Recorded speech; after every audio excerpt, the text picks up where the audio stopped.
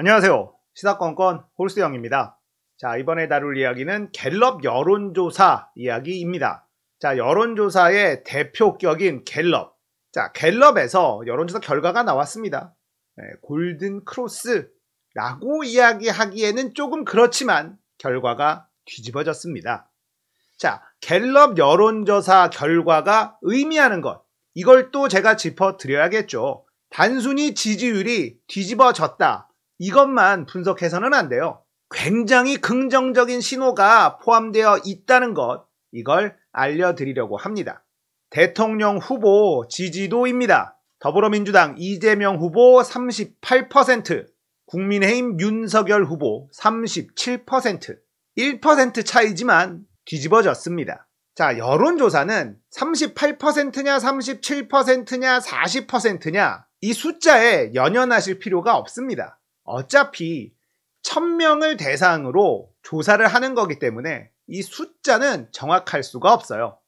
다만 똑같은 방식으로 여론조사를 하고 있다, 이걸 감안하고 저 그래프 추세를 좀 보시면 좋습니다.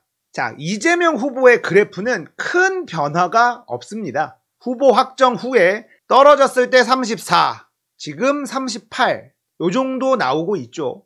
이걸 가지고 박스권이라고 많이들 해석을 하는데 저는 좀 다르게 해석을 해드리려고 해요. 자, 윤석열 후보는 상승 곡선을 계속 타다가 갑자기 4% 콕 꼬꾸라졌어요. 자, 이 부분도 어떤 의미를 가지는지 또 분석을 해드리도록 하겠습니다. 자, 정당 지지도도 좀 봐야 하는데 선거 막바지로 가면 갈수록 이 정당의 지지율과 후보의 지지율이 동기화되는 현상이 일어납니다. 이거는 모든 선거가 그래왔어요. 자, 더불어민주당의 지지율은 상승 곡선을 타고 있죠. 그에 비해서 국민의힘은 갑자기 훅 꺼졌습니다. 자, 이것도 짚어봐야죠. 자, 일단 갤럽이 어떤 방식으로 여론조사를 하는지부터 살펴봐야 됩니다. 그래야 이 여론조사 결과에 대한 진짜 의미를 파악할 수가 있어요. 자, 표본을 어떻게 추출했느냐? 무선전화 RDD 표본 프레임에서 무작위 추출을 했습니다. NBS는 안심번호 방식을 채택을 했죠. 자, 안심번호 방식, RDD 방식, 지금까지 여론조사의 결과를 쭉 분석을 해보면 RDD 방식에서 윤석열 후보가 조금 유리하게 나왔고요. 안심번호 방식에서 이재명 후보가 조금 유리하게 나왔습니다. ARS 방식에서 윤석열 후보가 유리하게 나왔고요. 전화 면접 방식에서 이재명 후보가 조금 유리하게 나왔습니다. 자, 그리고 많은 분들이 알고 계시는 유선전화 비율이 높을수록 윤석열 후보가 유리한 그런 결과가 나왔었죠. 자, 갤럽은 전화 면접 방식입니다. 이건 이재명 후보의 지지율이 조금 잘 나오는 방식이다, 이렇게 알고 계시면 되고, RDD 방식을 채택했다, 이건 윤석열 후보가 이때까지 좀 잘 나오던 방식이다, 이렇게 이해하시면 됩니다. 그런데 갤럽에서는 유선전화를 10%나 포함을 했습니다. 자, 전화 면접 방식은 이재명 후보가 조금 유리한 방식이다 라고 하지만 이것도 예전의 여론조사들을 쭉 훑어보면요, 선거 기간에 가까워지면 가까워질수록 ARS 방식과 전화 면접 방식의 결과가 비슷해지는 그런 현상이 나타나거든요. 자, 선거가 얼마 안 남았어요. 그러면 많은 사람들이 여론조사에 참여하려고 합니다. 이 지지자들의 활성화가 더 많이 일어난다, 이렇게 이해하시면 됩니다. 자, 그리고 응답률이 15%가 나왔습니다. 응답률이 낮으면 낮을수록 윤석열 후보가 유리한 결과가 나왔었다, 이것도 참고하시면 좋을 것 같아요. 자, 갤럽 조사에 대한 배경 설명을 해드렸습니다. 일단 제일 큰 건 유선전화 10%가 들어가 있는 방식이다 라는 겁니다. 나머지 부분들은 선거 날짜가 다가오면 다가올수록 후보 간의 유불리는 점점 희석이 돼요. 그래서 전화 면접이냐 ARS냐, 안심번호냐 RDD냐, 이런 것들은 점점점 비슷해집니다. 다만 확실히 다른 점은 유선전화를 몇 퍼센트 넣는가, 이건 확실히 차이가 납니다. 자, 유선전화를 10%나 집어넣은 갤럽에서 지지율 격차가 뒤집어졌다? 이재명 후보가 상승 곡선을 타고 윤석열 후보는 내리막을 걷는다? 이건 보이는 숫자보다 조금 더 봐야 된다는 겁니다. 그러니까 만약에 유선 10%를 빼버렸다면 윤석열 후보는 조금 더 떨어졌을 확률이 높고 이재명 후보는 조금 더 올라갔을 확률이 높다는 거예요. 자, 그래도 아마 오차범위 내의 접전인 것은 확실할 겁니다. 저는 이번 갤럽 조사가 진짜 골든 크로스라고 분석합니다. 당장 다음 주에 사전 투표가 시작이 돼요. 이 타이밍에 유선 전화 10%를 넣은 갤럽 여론조사의 결과가 이렇게 나왔다는 건 확실히 분위기가 많이 달라졌다는 걸 의미하는 거다. 이렇게 분석하는 게 타당해 보입니다. 그리고 이 흐름은 이어질 가능성이 매우 높습니다. 그렇기 때문에 진짜 골든 크로스는 이 갤럽 조사를 통해서 확인할 수 있다. 제가 이런 말씀을 드리는 거예요. 박빙의 싸움인 건 맞아요. 하지만 누가 우세하냐 이건 굉장히 크죠. 지금 현재 상황은 이재명 후보가 미세하게 우세한 상황이다. 이렇게 보는 게 타당하다. 이게 저의 분석입니다. 자, 그렇다면 왜 이렇게 분석하는지도 말씀을 드려야겠죠.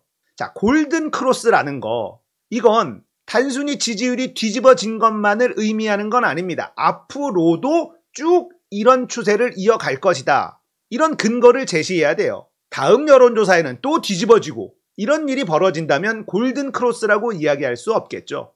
자, 제가 이재명 후보의 미세한 우세가 이어질 것이다. 이렇게 전망하는 이유에 대해서 말씀드리겠습니다.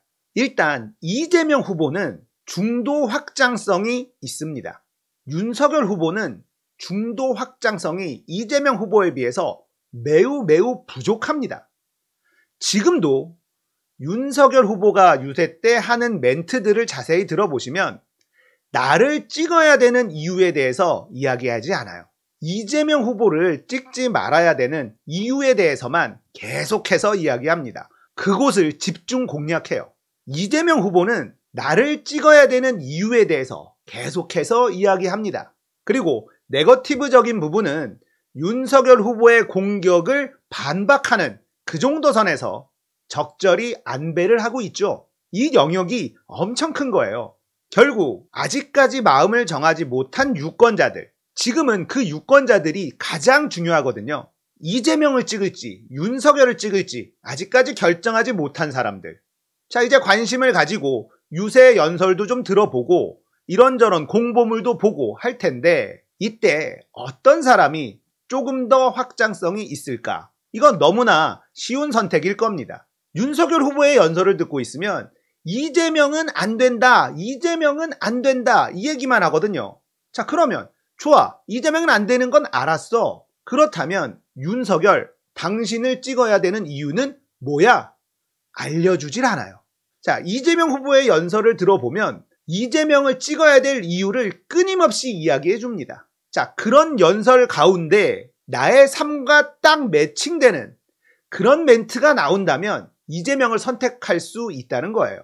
고정 지지층들은 움직이지 않을 겁니다. 지금부터 모든 선거의 포커싱은 중도층에 맞춰져야 돼요. 이재명 후보를 지지하겠다고 확신을 가지고 있는 사람들, 윤석열 후보를 지지하겠다고 확신을 가지고 있는 사람들은 어떤 이슈가 나와도 웬만하면 안 바꿉니다. 지금 나올 건 다 나왔어요. 윤석열 후보도 무속 관련 논란, 아내 김건희의 주가 조작 논란, 본인의 고발 사주 논란, 많은 의혹들이 다 나와 있는 상태지만 여전히 이 정도 지지율은 나오잖아요. 그러니까 실제 투표 날에도 이 정도 투표율은 나올 수밖에 없어요. 알고도 찍어주는 사람들, 이 사람들은 달라지지 않습니다. 하지만 결정하지 못하고 있던 중도층들, 이분들은 얘기가 좀 다르죠. 지금부터 일주일 동안 엄청난 변화가 일어날 수 있습니다. 자, 유시민 이사장이 이런 얘기를 하더라고요. 끝내기로 먹을 집이 이재명 후보는 어느 정도 있지만 윤석열 후보는 먹을 것이 없다. 저도 100% 동의합니다. 이 갤럽의 여론조사 결과가 확실한 골든 크로스다. 이런 얘기를 드리는 것도 바로 이 끝내기, 작은 표 하나하나를 모을 수 있는 가능성은 이재명 후보가 훨씬 더 크다는 거죠. 그렇기 때문에 살짝 뒤집어진 이 곡선이 앞으로 쭉 이어질 가능성이 그리고 미세하게 더 벌어질 가능성이 높다라는 겁니다. 자, 이제 갤럽의 여론조사 결과, 이게 확실히 골든 크로스다라는 걸 여러분들도 이해하실 수 있겠죠? TV 토론회가 끝나고 나면 또 어떤 여론이 형성이 될지 또 지켜봐야 되겠습니다. TV 토론회 무조건 봐야 됩니다. 우리 쪽으로 흐름이 왔습니다. 이럴 때 우리가 확실히 기세를 몰고 가야죠. 밭을 갈아야 됩니다. 주변 사람 한 명 한 명 정성 들여서 밭을 갈아야 돼요. 화이팅입니다. 우리 힘내자고요. 오늘 이야기 여기까지예요. 공감되셨다면 구독, 좋아요, 알림 설정, 멤버십 가입 부탁드릴게요. 감사합니다. 끝!